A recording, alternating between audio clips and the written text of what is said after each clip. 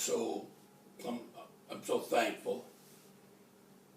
I'm overwhelmed by this honor of being inducted into the Missouri Basketball Coaches Hall of Fame.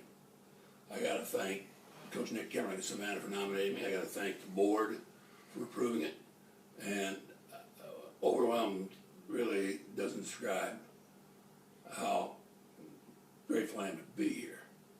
Now, I'm a little bit worried too, that the Senate right now is not acting on President Obama's nomination of Merrick Garland. I hope like heck they don't investigate this process. But if they do, I don't care, because I'm in and nobody's getting me out. Honored to be in this 12-member group today that's in the Hall of Fame. Now, the first person I got to thank is my wife Cindy of over 43 years. Well, she's a great coach's wife. Now you got to understand, not all women are destined to be a good coach's wife. I've seen a lot that weren't. But she's a great coach's wife. And here's the thing about great coach's wives, is they're always there supporting you. But you forget they're supporting you. They're in the background. But on your highest high, they're behind you, but they're above you. They're relishing your success and your high because they know how much it means to you. But hey, they're not there at all to be seen. But conversely speaking, on your lowest low, they're there too. But they're below you. They hurt more than you, but they don't tell you. So it's important to have a great coach right now. Which leads me to the point is, it's important that I'm in her Hall of Fame. Now, I never would feel so strongly about that had I not, as growing up as a kid on a farm in Wauthena, Kansas, the oldest of 8, I wanted to be in my mom and dad's Hall of Fame. I wanted to please Louis and Mary Vertin. I wanted to be the best I could be, not so much for me, but I doggone sure wanted to be for them. I wanted to be in my 7 younger brothers and sisters Hall of Fame. That was important to me. Now, unfortunately, over the years, I kicked myself out of a couple of those people's Hall of Fame. Now, but I think today, this afternoon, I'm back in. That's important. Then you have 2 sons come along. You want to be in their Hall of Fame. Then they get married. And you hope that you maybe get a smidgen of being in their wife's Hall of Fame. But it's darn well important. Those 9 grandkids that Cindy and I have, I'll make sure that I'm in their Hall of Fame. So let's understand that. Now, here's the deal. Every one of the inductees here today, we all have something in common. Past inductees probably have the same thing in common. And that's 5 stages of coaching. Don Meyer. Google it. CoachMeyer.com. Great stuff. And the 5 stages of coaching epitomizes, outlines where we've been. Now, coaching is tough business, but you know what I think? I think probably running a resort business branch is tough. I think farming, running this Hall of Fame is tough business. And I go on, running a car dealership, running a restaurant, everything's tough business. So, we must understand that from the get-go. It's tough business. But the great thing about our business and profession, ladies and gentlemen, is Al McGuire's line. Winning is the greatest emotion, losing is the second greatest emotion. On with the 5 stages. First stage, survival. You're out there, you got a job, you don't even know what you don't know. You don't even know what you don't know. You're trying to win a game. You're trying to survive. Trying to win a couple games. Second stage. Now we're the deal that, you won a few games, okay? And now they notice you. They're saying, I think that guy or that gal can coach. Now we get to the third stage. The problem is, those first 2 stages, we need to be reminded of Don James, Gary Pinkel's mentor at Washington University, said one time after success in the Pac-10 and Rose Bowl, you stand and moving on. He said, I'm staying. Because anytime you go, turn a program around, it takes 3 to 5 tough years of your life. So I don't care taking a new job, starting a new business, taking over a basketball program, it takes 3 to 5 tough years of life. Don Hogue, my friend in Falls City. V took me 7. So now, we're sitting there, and you get to the satisfaction stage. Time to set a new goal. You've won a conference. People know you. Okay? That type of thing.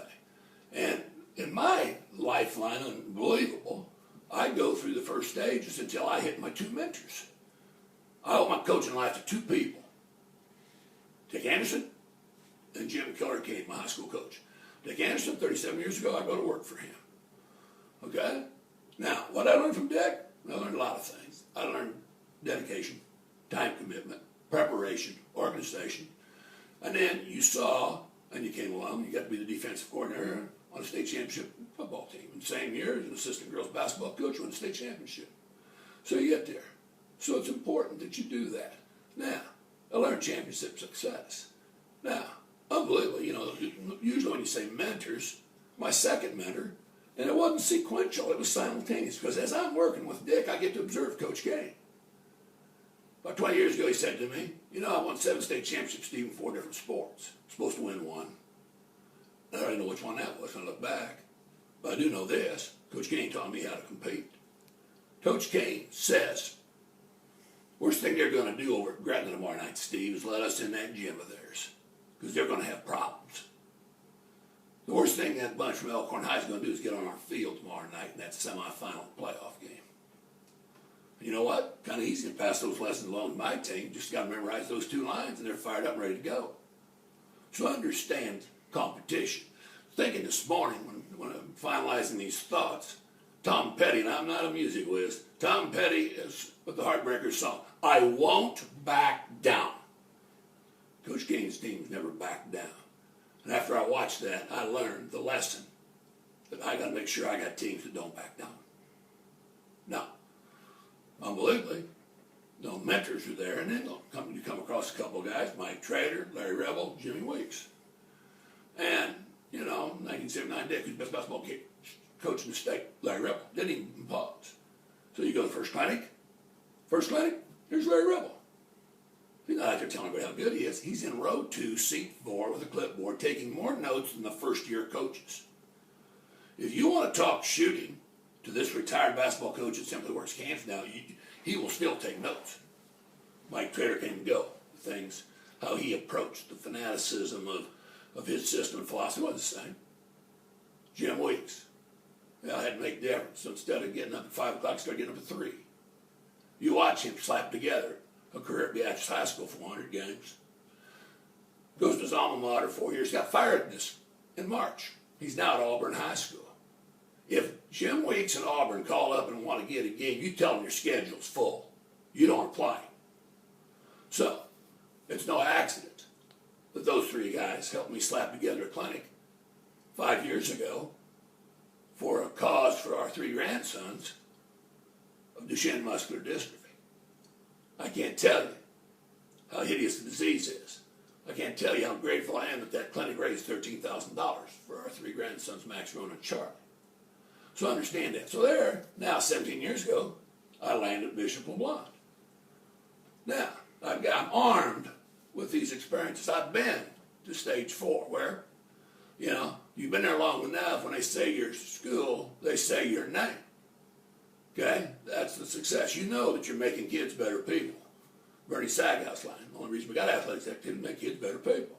Now, that having been said, you come down here and you're fortunate enough to come to a school. First of all, I got an athletic director and Greg Kastner, our baseball coach. More important than that, he's my freshman and JV basketball coach. So we put 12 cut in against a 2-3 zone this afternoon. Tomorrow morning, 6 o'clock, the freshmen get it. They're getting the same terminology and the same teaching mode. So that's why we were able to turn the program around. And then after he stepped down, I have Jay Wheeler and Weston Sanger come in. And the thing is that we've got a deal of that's how it happened. And you find out now you're down here. Now what do you got to do? Well, you got to beat Maryville Mike Kowitsky. You got to go play Nichols at Cameron. And boy, that Dan Kowitsky's bunch of guard you. Boy, Nichols guards you. Boy, they run a lot of things that make it tough on your 1-3-1. And all this and that. They're the type of team that you win, you count that as 10 wins. When you lose, you don't count it at all. Now, that having been said, we understand that you get there, and now in the 5th stage is you're juiced, Myers says, and you're out and that type of thing. Let's go back to the challenge that awaits us and lies in front of us today. Fellow inductees, everybody in here. And that is, we got to make kids better people. We got to make them responsible.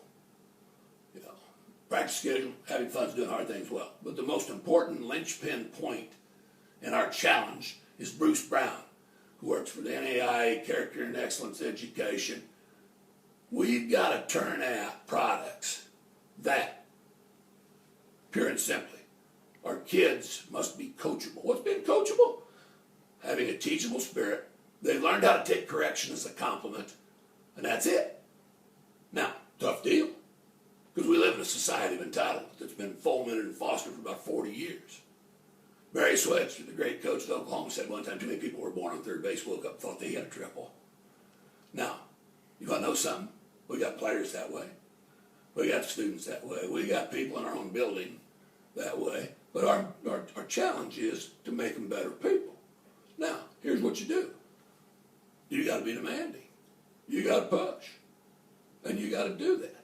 So that's the challenge. Now, thirdly, Tom Osborne, 85% of what we learn in the hallways around here, Kickapoo, Rolla, Cuba, Grundy County, LeBlanc, Maryville, Cameron, 85% of what's going on in those hallways out there is about learning facts and figures. Yet Tom Osborne says 90% of the people out in our work world get fired because of a bad attitude. Better figure that out. I teach attitude pretty good first hour world history, but I really teach attitude good at that basketball practice that day. So that's our challenge.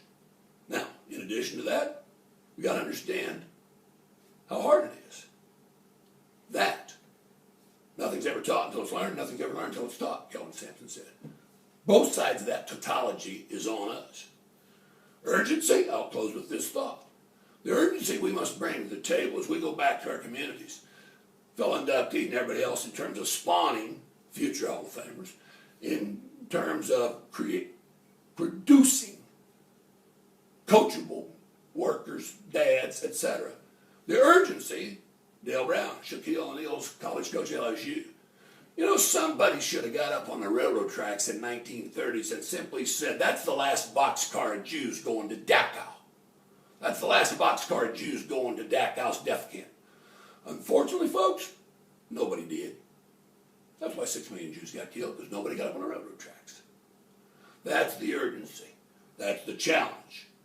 It's incumbent and imperative on our part as we go back to our communities, our homes, our families, our cities, to make sure we do our part in facilitating that culture that makes kids better people. I thank you for your time, and good luck to all you good people out there. I can't thank you enough for this honor. I'm excited about it, and you know what? I'm going to stay excited.